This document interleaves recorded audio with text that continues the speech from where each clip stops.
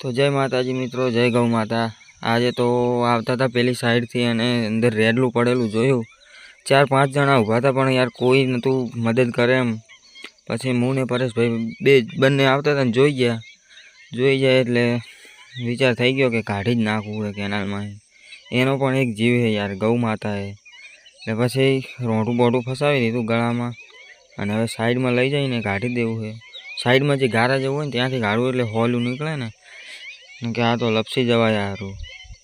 આપણે પરેશભાઈએ બહુ કાઠી છાતી કરી યાર, ગાય માટે તો યાર ગમે તે કરી નાખીએ।